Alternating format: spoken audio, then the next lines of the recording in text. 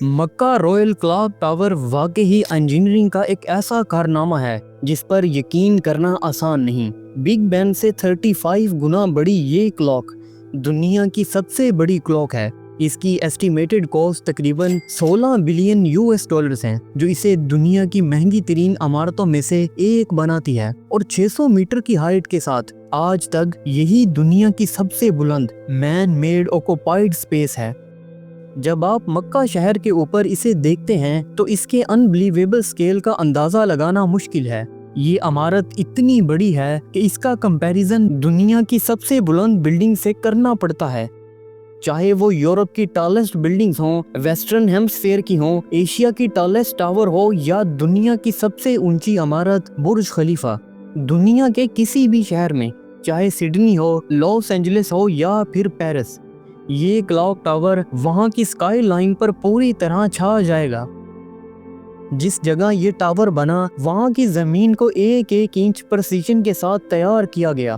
دنیا کی سب سے زیادہ وزٹ کی جانے والی مسجد کے بالکل سامنے کنسٹرکشن کرنا یہ کوئی سمپل سائٹ نہیں تھی۔ یہاں ہر دن ہزاروں لوگ موجود ہوتے ہیں۔ کنسٹرکشن کے دوران جگہ کو کلین رکھنا، نوائز کنٹرول کرنا، سیفٹی مینج کرنا، یہ سب کسی معجزے سے کم نہ تھا۔ ایک طرف اس مقدس جگہ کی سینسٹیٹی، دوسری طرف کرینز، سٹیل بیمز، کنکریٹ مکسچرز، سب کچھ ساتھ ساتھ چل رہا تھا۔ کسی ماڈرن سٹی کے ڈاؤن ٹاؤن میں اتنا کمپلیکس کام آسان ہوتا، لیکن یہاں تو ہر پل ایک امتحان تھا۔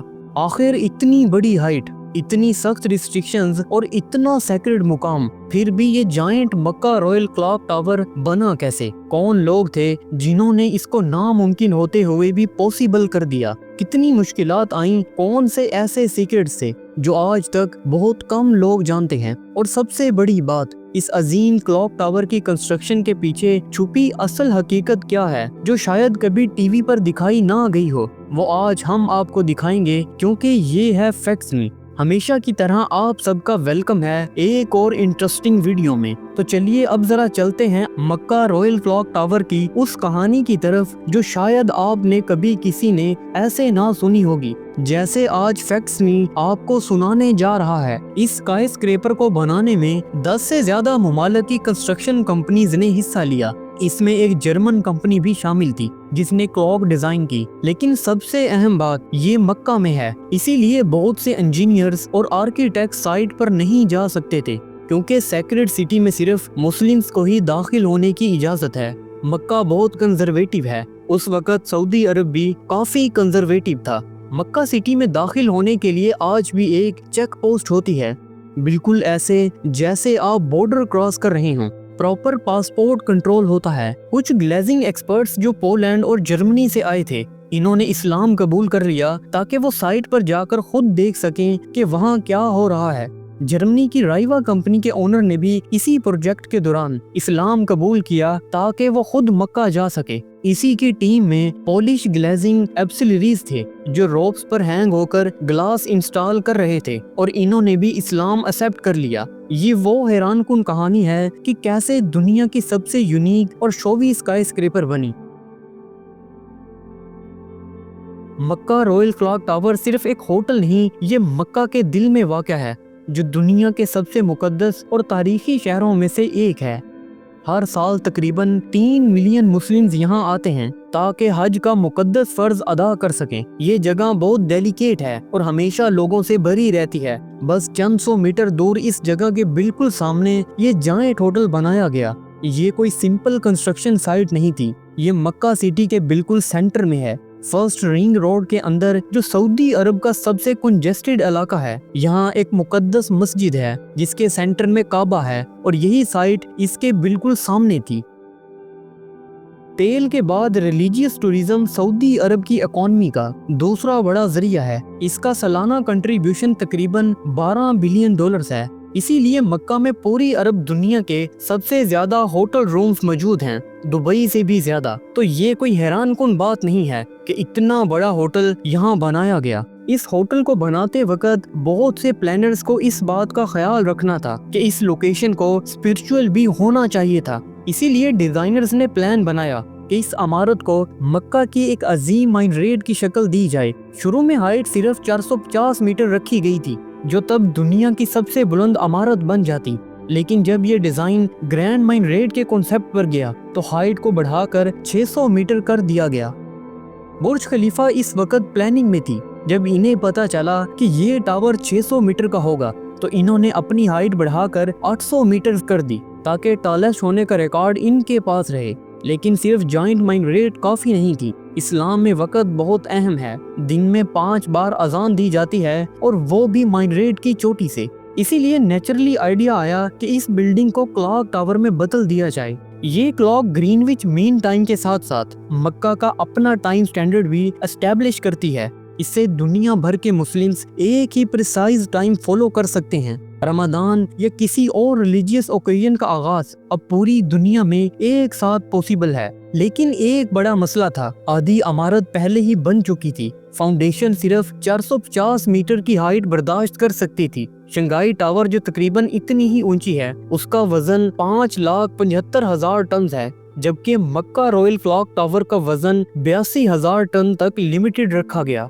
फाउंडेशन दोबारा चेक की गई। खुशकिस्मती से एक्स्ट्रा रिजर्व्स पहले से ही मौजूद थे। मक्का में फाउंडेशन डिजाइन्स आम तौर पर एक्स्ट्रा लोड को भी हैंडल करने के लिए बनाई जाती हैं। फिर इंजीनियर्स ने ultra light weight structure design किया जो होटल के ऊपर रखा गया। हिस्ट्री ने इस मुश्किल का हल दिया। 1889 में गुस्टेव आईफिल ने आईफिल टावर बनाया, एक ऐसा रफ आयरन फ्रेमवर्क जो कम वजन में ज्यादा हाइट देता है। इंजीनियर्स ने इसी प्रिंसिपल को यूज किया, एक स्टील फ्रेमवर्क बनाया जो ऊपर जाकर सिलेंडर हो जाता है। क्लॉक और माइनरेट इसी फ्रेमवर्क पर बनाए गए। ये स्ट्रक्चर होटल के ऊपर 5 ट्रांसफर स्लैब्स पर रखा गया। इस डिजाइन में फ्लोर्स के दरमियान ज्यादा डिस्टेंस रखा गया। एक फ्लोर की हाइट 12 मीटर तक है। फ्लोर्स में बड़े वॉइड्स छोड़े गए ताकि वेट कम हो और विंड प्रेशर कम पड़े। अब टावर तकरीबन मुकम्मल हो चुका था। फिर फोकस क्लॉक पर आया। जर्मन कंपनी पैरेट ने क्लॉक डिजाइन की।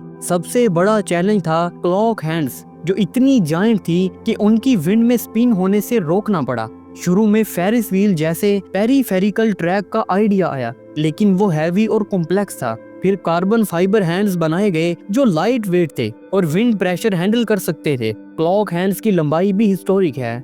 एक हैंड 23 मीटर्स और दूसरी 17 मीटर्स, जबकि बिग बेन की हैंड्स 4 मीटर से भी छोटी हैं।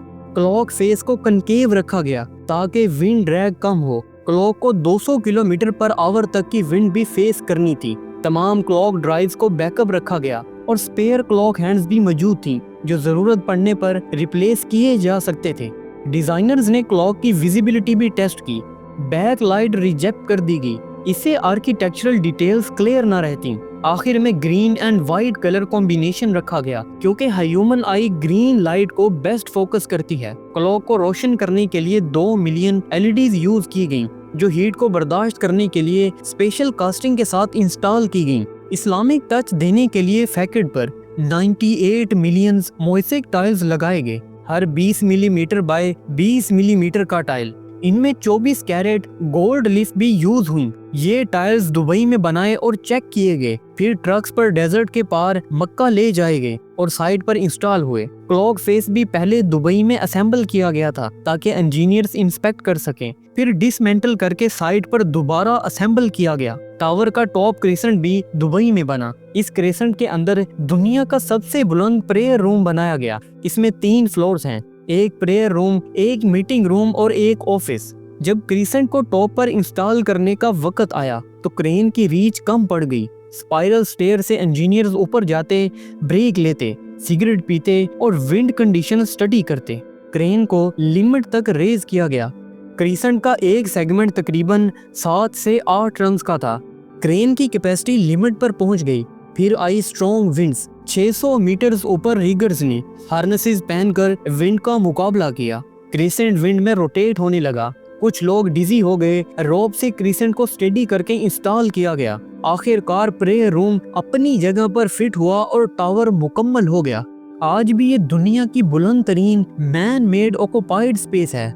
बुर्ज खलीफा का हाईएस्ट फ्लोर तकरीबन 585 मीटर्स पर है, शंघाई टावर का 583 मीटर्स पर और यहाँ 600 मीटर्स पर। ओपनिंग सेरेमनी में किंग ने बटन दबाकर लाइट्स ऑन की। 3 साल की हार्ड वर्क का रिवार्ड। آج مکہ رائل کلاک ٹاور مکہ کی ماڈرن آئیڈینٹی ہے، شاید ایسی کوئی عمارت دوبارہ نہ بنے۔ یہ واحد ٹاور ہے جو دنیا کے مسلمز کو اپنا ٹائم سگنل دیتا ہے، یونٹی کی اور سمبل کی۔ ویسٹرن ورلڈ میں یہ کم جانا جاتا ہے، لیکن شاید یہی اس کی خوبصورتی ہے۔ آج کی ماڈرن آرکیٹیکچر میں بلڈنگز میڈیا پر ٹرینڈنگ ہوتی ہیں اور 1 مہینے بعد کوئی یاد نہیں رکھتا۔ یہ ٹاور آہستہ آہستہ آئیکن بن رہا ہے۔ وقت کے ساتھ ساتھ یہ اسلامک ورلڈ کی پہچان ہے۔ اس پر کبھی ایک وقت میں تقریباً 15,000 سے لے کر 17,000 ورکرز کام کر رہے تھے، سب مسلمز دنیا بھر کے ملکوں سے۔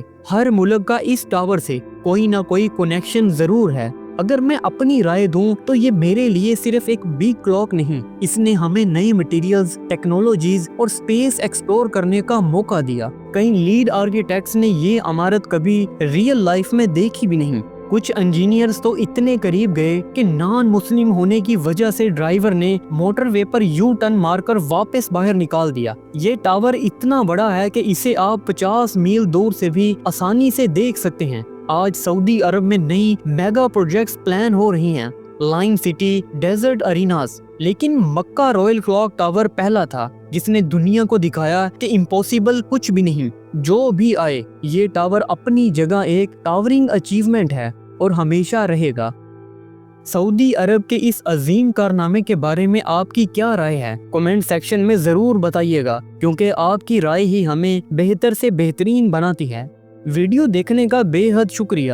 آپ سے ہماری اگلی کسی ایسی ہی شاندار ویڈیو میں ملاقات ہوگی۔ تب تک کے لیے آپ ویڈیو کو لائک، شیئر اور چینل کو سبسکرائب کر لیں۔